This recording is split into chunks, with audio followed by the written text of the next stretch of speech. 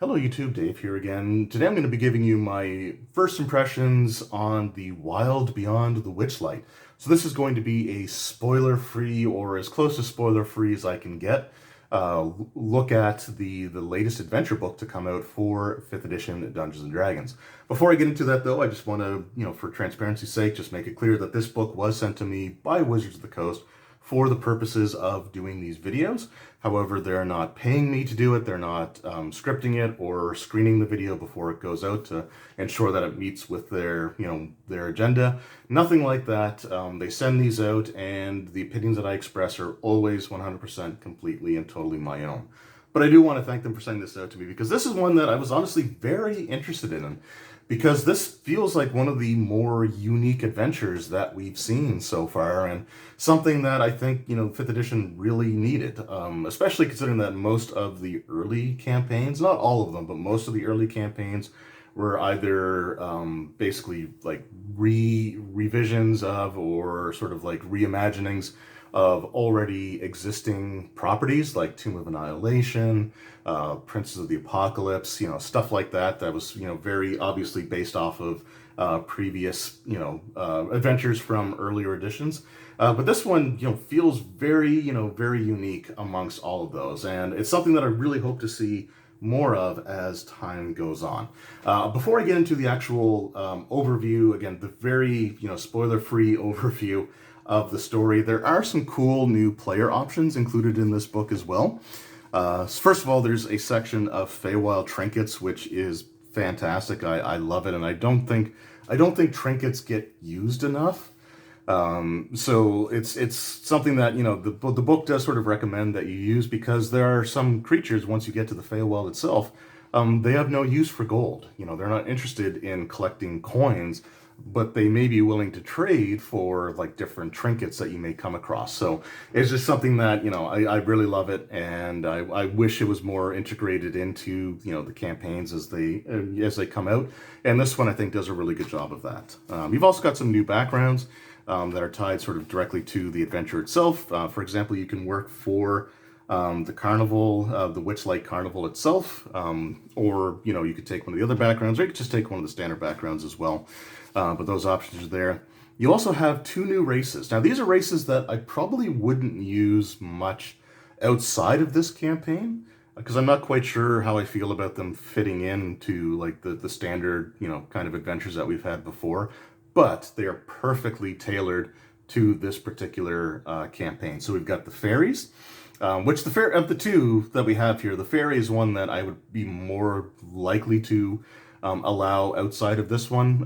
But then you also have this rabbit folk by the name of Harengon, which is absolutely got to be a play on the expression here and gone. But yeah, so they're really cool. They can do their like rabbit hop. They have the lucky footwork, so like the lucky rabbit's foot. It's just great. I mean, most of the stuff here is puns. Like they have hair trigger as an ability, so there's going to be some pun work and some wordplay in this adventure. So just be forewarned that is definitely going to be a thing that happens. The adventure itself has 2 different backgrounds, or 2 different plot hooks that you can use to get the player characters involved. The first one is called Lost Things. Now, the Witchlight Carnival that you interact with at the beginning of the campaign, it's a carnival that is sort of connected to the Feywild, but it crosses over into the material world and material planes once every 8 years. So if you use the Lost Things plot hook, then the player characters, even though they may be, unaware of each other, they may be completely independent of each other as far as their background is concerned, each of them, when they were children, snuck into the carnival itself. Now, sneaking into the carnival is considered to be a bad thing, and there's always a punishment for people who try to get into the carnival, or get into the carnival without actually paying for their tickets. And what that punishment is that they lose something, or something is taken from them. Now, one of the things that can be taken from them is a physical item, like their favorite doll or stuffed animal, because, they were children when they snuck in. But the other things that are stolen from them are less tangible. So, for example, they could lose the ability to keep secrets, which would, again, be very interesting. depending on the class that you play. And if, these are meant to be rolled randomly. So as a DM, you don't want to, assign them necessarily. But I think it'd be really cool to have like a thief or a bard have like the inability to keep a secret and role play through that. I think it'd be really cool. You can also lose the ability to smile. You could lose your artistic creativity. You could lose your ability to have legible handwriting. So, like for example, if you write something, it makes sense to you, but it is completely and totally illegible to everyone else. It's kind of like my own actual handwriting. So, like my notes for this video, it's almost as if I have that. I had that taken away from me. You can also lose your sense of direction, your sense of fashion. You can also shrink down 3 inches in height permanently, but you live with the knowledge that you should be 3 inches taller than you actually are. But when the characters reach adulthood or whatever age that they're at when they make their characters, the Witchlight Carnival returns to the material plane, and they feel a compulsion to return to the carnival to discover a way into the Feywild to retrieve the things that were stolen from them. And the things that were stolen from them were actually converted into like actual magical items that the characters have to reclaim in order to regain whatever it is that was taken from them. And depending on if this is totally optional, but depending on who has those items, like who ended up inheriting the things that were stolen from the player characters, you could also enact a minor curse. There are 3 curses that you can have depending on who has the item that was taken from you. But you could lose the ability to light non-magical fires or to tie or untie magical ropes, or again, you could have one where you can't open a door without knocking on it first, which again could be interesting depending on the playstyle. So again, really cool stuff. But the overall idea here is that the characters want to enter the Feywild to reclaim what was stolen from them, and that is their major motivation going through. The other plot hook is called Warlock's Quest, and what the Warlock's Quest is, the characters are hired by a warlock by the name of Madrick to discover the fate of his archfey patron, an archfey by the name of Zybilna. This was the individual who granted the warlock his abilities originally, and he's just completely lost any sense of connection to his patron completely. So he has no idea what's happened to her. The nature of the pact that was struck between them prevents Madrick from entering the Feywild, and if you take a look here, I mean, just his age alone is also sort of prohibiting him from entering the Feywild. So he hires the player characters to enter the Feywild and discover what's happened to Zybilna. In exchange, or for doing this, for rendering this service, upon returning with whatever the fate of or the information, Madrick offers one of the magic items that he's acquired or over decades of adventuring. There is a list of magic items that you can use here as well if you wish to, but you could also let the players sort of jot down a wish list of like magic items that they would love to have for their character, and you could use that as sort of the basis of like the reward that you give them within reason. Obviously, like you don't necessarily want someone having like a getting a Holy Avenger necessarily right away.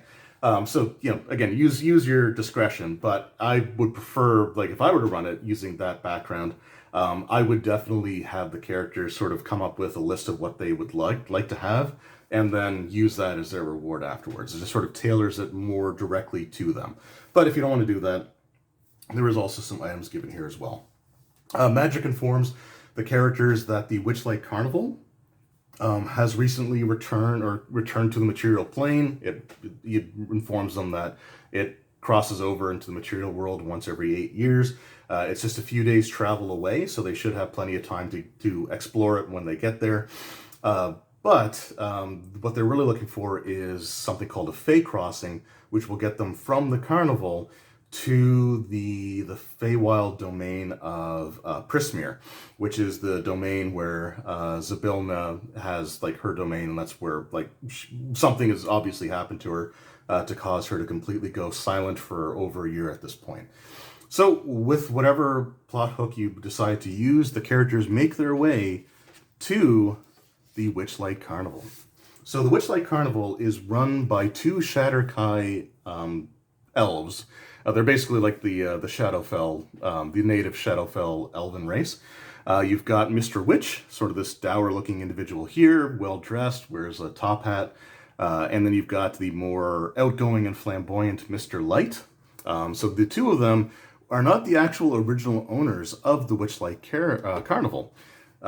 Because they originally owned the Carnival from the Shadowfell, which was detailed in Van Richten's Guide to Ravenloft. So in the Carnival entry there, it does mention that the current operator of the Carnival was originally from the Feywild. However, she encountered two Shatterkai that were running a carnival, and the two had actually sort of intersected one another on some plane of existence, and the two ended up swapping control of their individual carnivals. So she left the Feywild one, which is something that she wanted to do, and the two Shatterkai left the Shadowfell one, which again was something that they also really wanted to do. And the terms of the swap was that if the two carnivals ever intersect again, then they will sort of return ownership to the original owners. So it's just kind of cool that there is that cohesion from, you know, book to book. So I really like the fact that they did connect this to the Carnival from Van Richten's Guide to Ravenloft. I think that was, again, just a really, really nice touch. The Carnival itself is filled with all kinds of things for the player characters to do. You've got the map of it here, and there's some things that I'll touch on sort of towards the end of the video. But there's a lot of neat stuff in this carnival that I personally get a kick out of. But yeah, there's all kinds of different things for them to interact with. They buy their tickets. Or actually there's tickets provided for them. But they get their tickets, and each ticket allows you to interact with, essentially you get like 8 holes that can be punched into it. And you can do certain carnival games or sideshows or, you know, sort of attractions that you can interact with. Most of them will only cause a single punch into your ticket, but there may be, you know, a couple that have like 2 to them that, you know, you have to go through. Once you have your 8 tickets or your 8 punches, you have to buy another ticket in order to interact with anything else from there. But if you go through and do like some of the carnival games, you can win these, you know, prizes, which are sort of like minor magical items. But there's just all kinds of, like I said, really cool stuff that you can sort of go through here. You do have to keep track of time as you're going through the events of the carnival, because there are some timed events that we have sort of at the end of this chapter. You're sort of looking at things like within the first hour, after like halfway through the night, and sort of at the end of the night. But you don't have to like be really like strict with it, right? You can just sort of you know, let them have fun, right? So if the players are enjoying themselves, you don't push them along necessarily, but you know, you do eventually want to let them know that, oh, well, you know, this much time has passed, and then like a timed event will trigger and they can sort of interact with that. Another neat thing about the carnival itself, because it is connected to the Feywild, the player characters' actions, how they interact with others, if they're individuals at the carnival that, you know, sort of have problems or they have issues that they have to deal with. The player characters, if they help them, it can raise the mood or sort of the emotional sense of the carnival overall. Or if they fail to help, or they just simply decide not to help, it can sort of, or they fail in certain other tasks, it can actually bring the mood of the carnival down. And actually affects the overall, you know, sort of ambiance, I guess you could say, of the carnival. And the owners are aware of this. So if the player character's actions cause the mood tracker to go all the way down, it means that, you know, the carnival, like, everyone seems kind of miserable. It can sort of affect the way that like the sky becomes sort of like overcast, and it just brings everybody down basically. Or if they get the tracker all the way up, then everyone's having like the time of their lives, and it's just, you know, so the player character's actions and the way that they interact with people, their emotions can affect the way that the carnival itself is operated. So it's something that's sort of interesting to note, and it's something that actually matters later in the campaign. So it's sort of introducing that now, in a way that's a little bit more upfront, and then later on, you know, you've already introduced that sort of mechanic to them, It's something that you just, sort of be aware of as you go through once they enter the actual Feywild itself. Regardless of whether they get the meter all the way down or all the way up, if once one of those two extremes is met, the characters are summoned by the Carnival operators for a meeting.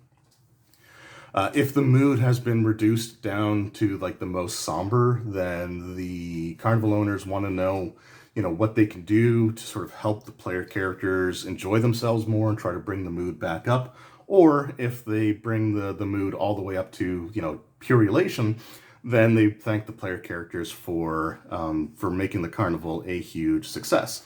Now, there's more to these Carnival owners than meets the eye, and I'll save that for the actual, spoilered sections where I go through each of the chapters.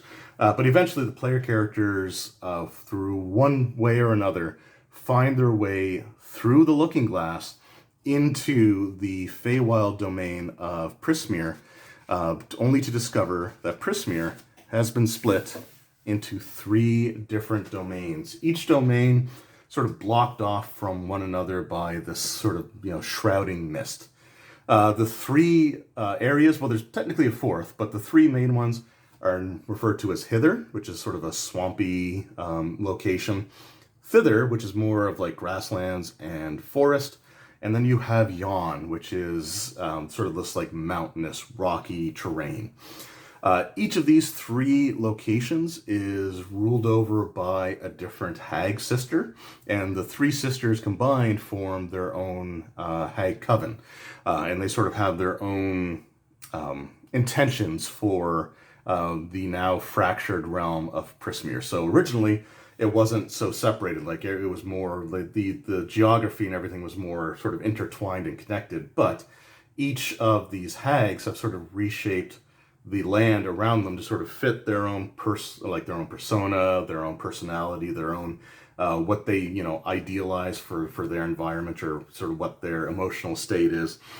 So that's, again, sort of really cool. Now, if you're using the Lost Things background or plot hook to get the characters into Prismeer itself, then each of the hag sisters will have the different things that were taken from the player characters, and whatever sister has whichever item, if you're using the curses, dictate what minor curse the players have sort of bestowed upon them. So we've got that. Now, the 3 different locations, again, it's just very much like, Alice in Wonderland, or, very much feels like it's pulled from or heavily inspired by different fairy tales. So it's just filled with all kinds of like fairy tale imagery, and it does it super well. In Hither, for example, one of the cool things that I love here is the inn at the end of the road, which is this traveling inn that actually, like the inn itself, is built on a foundation that's just made of like hundreds of just legs that sort of just walk around. And because the realm has been split into those 3 different sections, it doesn't know where to go. It doesn't have like its set path that it's used to, so it just kind of wanders aimlessly. However, it will stop periodically, and the player characters can sort of enter and rest for the night. So again, there's just some really cool stuff in there. All kinds of interesting NPCs, all kinds of cool little side quests to do there for the different NPCs that you meet, including the Hag Sisters themselves. And the Hag Sisters, even though they are part of the same coven, they are very much prone to infighting, and each one is scheming against their other sisters.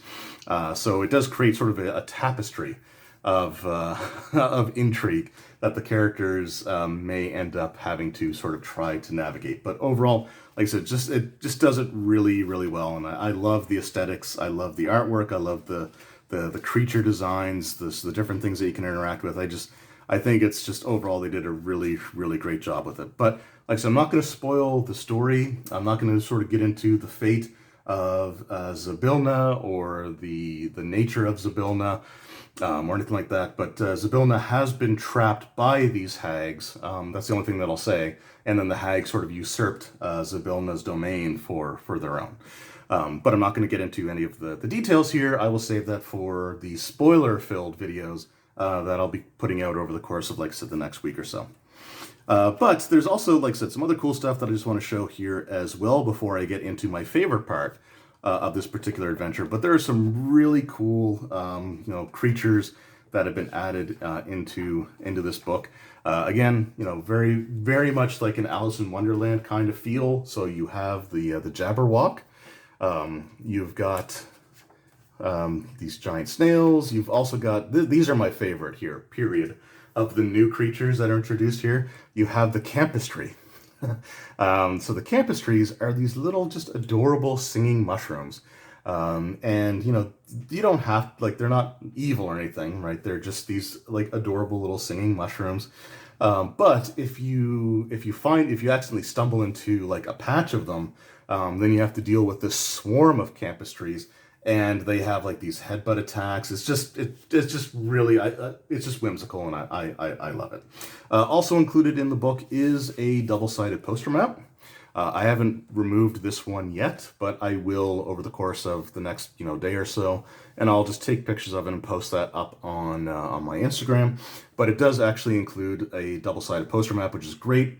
I'm really happy with the fact that most of the books that have been coming out lately have been including them. And again, there's also all kinds of different trackers to help you as the DM keep track of everything. For example, you've got the lost things, so the character name, what they lost, who has it, and if they have the curse. You've got the different things that they do at the Carnival, the different locations in Pressmere, some other hooks that you can use. Just again, really, really fantastic stuff. It also includes some role-playing aids for the different NPCs that you can encounter in here as well. So it gives you sort of it'd be like the personality trait section of the character sheet that you would have for the players. So it gives you sort of all that information, as well as a little bit of background on each of them. And again, it's just a really useful aid to have. And it's a great addition. And I definitely want to see this in each of the adventure books, or even campaign setting books that come out from this point going forward. So they've set the standard for having these role-playing aids and having them all together, so they're easy to keep track of. And yeah, I want to see more of this, because I think this is absolutely great, and just a perfect section to have sort of towards the back of the book. So overall, like I said, I don't want to get into spoiler territory in this video, but overall, this is the fairy tale D&D adventure book. Again, if you love Alice in Wonderland, or you're just a fan of the Grimm's fairy tales or stuff like that, then this is going to be a really fun adventure to go through. One of the things that's also very interesting about this is it is technically possible to actually go through the entirety of the campaign through strictly role-playing. You can technically, and I'll preface that as saying technically, you can get through any situation in this book without having to necessarily resort to combat. Now, that being said, like Wizards of the Coast sort of promoted that as an option. If you want to do a pacifist run of a D&D module, then you can do that with this one. But that doesn't mean it's going to be necessarily easy. So there's going to be situations where you might be able to talk your way out of it, but it's not going to be that simple. It's probably not going to be something that you're likely to get every single time. So there's still going to be situations where you can go into combats, or you can play it more like a straight up traditional D&D adventure, where you come up against enemies, you fight them, and just go through the adventure that way. There's no wrong way or right way to play through it. It's just whatever way is most fun for you and your group. But I think it's kind of a neat option, and it definitely would be quite the challenge to try to go through the entirety of the campaign without actually having to resort to combat. Now, yes, D&D is a combat-oriented game, and most of the characters' abilities are based around combat, but some groups just love to roleplay, and I like the fact that this book allows for that, while at the same time also very much allowing for there to be just the traditional combat sort of centric type of adventure. So you can definitely do both, you can do a mix, but it is kind of neat that they actually design an adventure where that is an option.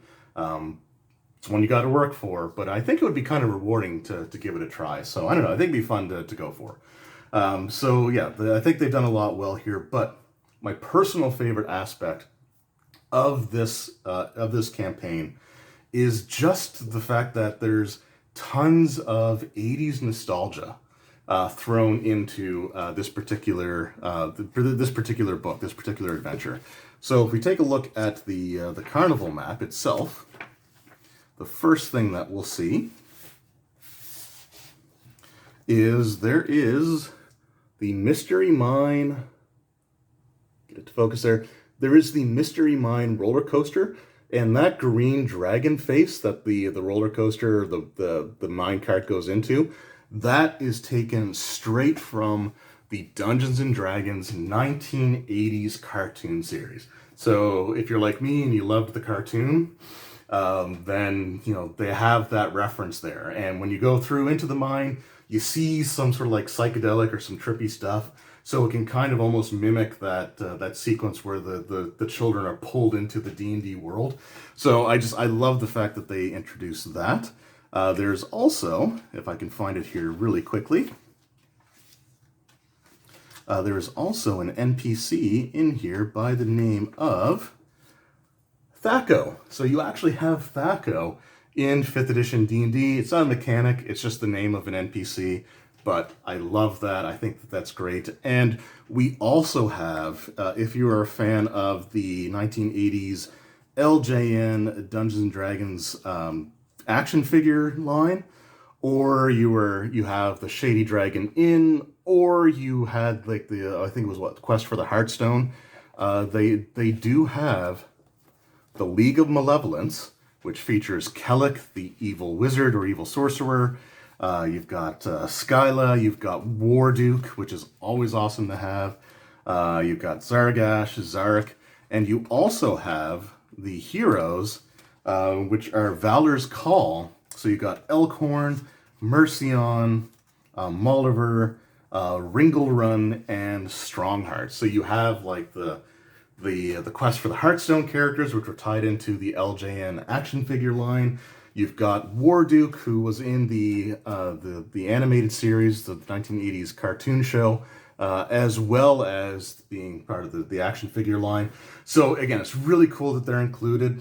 There are, people are kind of upset with their challenge ratings being, sort of on the lower end. But I mean, Warduke is still a 12 hit dice creature. Even though like CR5, and truthfully, I feel like that CR5 is more accurate than other CR5 creatures have been in the past.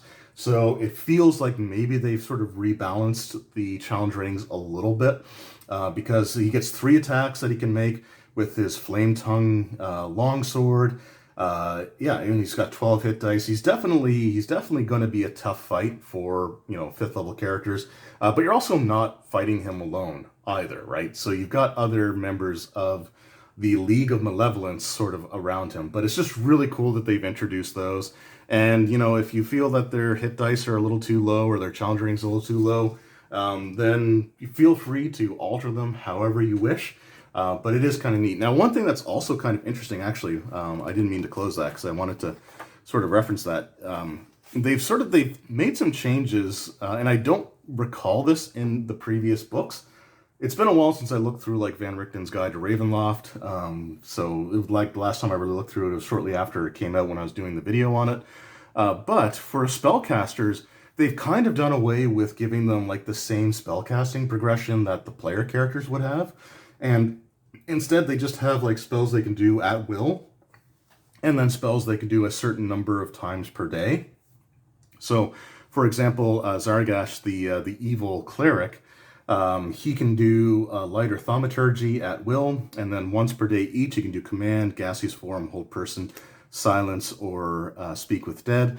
And then he's got some other abilities that sort of mimic some spell stuff that he can do as well, like animate corpse, or having like these like deathly ray attacks, stuff like that. So they sort of just, instead of giving them like just the regular spell casting that they do, they sort of converted some of those spells into abilities. And instead of having like a specific number of spell slots, it's just, at will or X number of times per day. And I think from a DM's perspective, I kind of like that. Again, it sets the NPCs apart from the player characters, and I like them being designed separately. But I think it would just be easier to keep track of, personally. Again, that's up for debate, but I kind of like the way that they've done that. But that is a change. So if you're looking at sort of like the evil cleric or the evil wizard, and you're wondering why they have so few actual spells, it's because they sort of had their other spell that they would normally cast sort of converted into attacks or actions they can do, or they're integrated into magic items that they command. So just another sort of note there. But again, sort of, it's just, for me, I just love the fact that they're included. So yeah, so that was my first impressions, I guess you could say, of the Wild Beyond the Witchlight. And I really like it. I love the fact that they came up with something, or they've done sort of this whimsical, very different feeling kind of campaign from everything that they've sort of presented before. And I want to see more of that. I definitely want to see more of that. And I think that they've done a really great job. Now, if you're not into like fairy tales or, you know, stuff like that, then this probably won't be the campaign for you. But there was a lot of just really creative and cool stuff that's gone into this. And I think they've done an excellent job. And I would rather have more of these sort of almost more niche genre adventure books come out than necessarily having like just the traditional like dungeon crawl kind of campaign.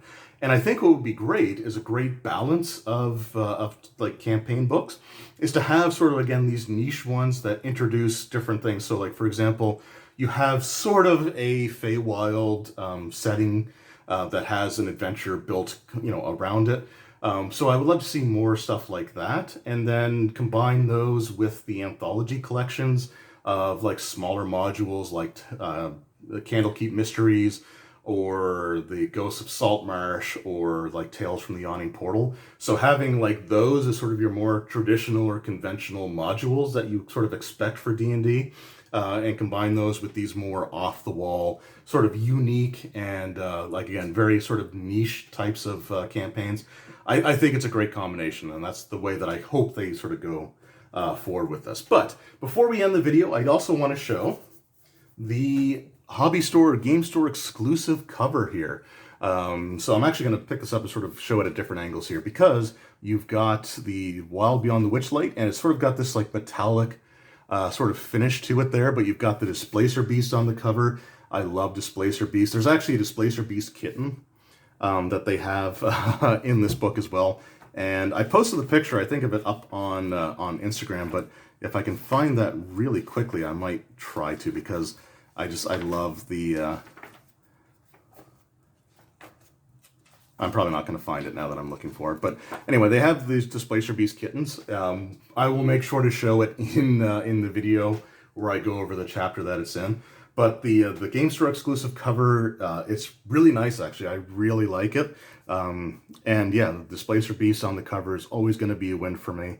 But I think it's just, again, really, really well designed, and looks like the kind of book that you would have for like fairy tales and stuff. So I think they just did a really great job with that overall. So anyway, that's, like I said, that's sort of my look at it. So just, again, sort of just recap. It's a really, like I said, it's a really interesting adventure. I love the Carnival. I love the fairy tale nature of the Feywild, the three hag sisters and their infighting with one another. The different ways that you can play the game. So if you want to play pacifist, you can.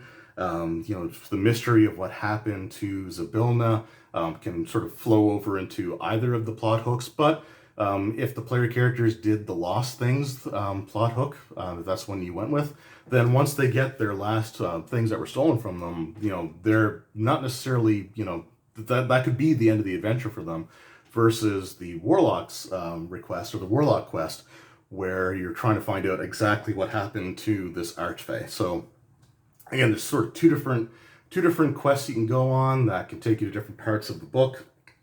Just overall, like I said, really, really well done. Very solid adventure. Very, you know, sort of niche appeal, but they did a fantastic job with it, and I love it. I love the 80s references. I love that there's an NPC named Thaco.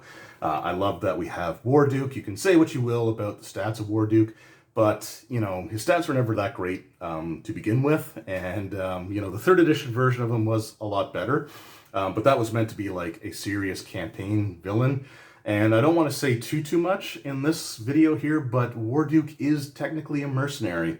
So you know, his allegiances are sort of nebulous, I guess we'll say. They're not set in stone, so that's another thing to sort of keep in mind with the balancing of the stats and everything. But again, CRs, I think they did a better job with in this book than before. So for you know, for at this point, I definitely recommend it, especially if you are a fan of like fairy tales and you want to run a game that's sort of themed off of your favorite fairy tales growing up. This is definitely the book for you. If that's not your thing, then it's still a pretty cool adventure, but I can understand if you're not into, you know, the fairy tale aspect or the Alice in Wonderland sort of aspect to it. You know, it may not be the adventure for you, but for me, I think it's great, and I definitely recommend checking it out. So anyway, let me know in the comments below, are you picking this book up, or have you picked it up already? And if so, what plot hook, if you're a DM, do you want to use? And as a player, do you want to play either of the fairy or the Harengon race? Let me know that in the comments below. So once again, thank you to Wizards of the Coast for sending this out to me. I really do appreciate it. And thank you to everyone who's taken time out of their day to watch this video. It really does mean a lot. And I will see you all next time. Take care.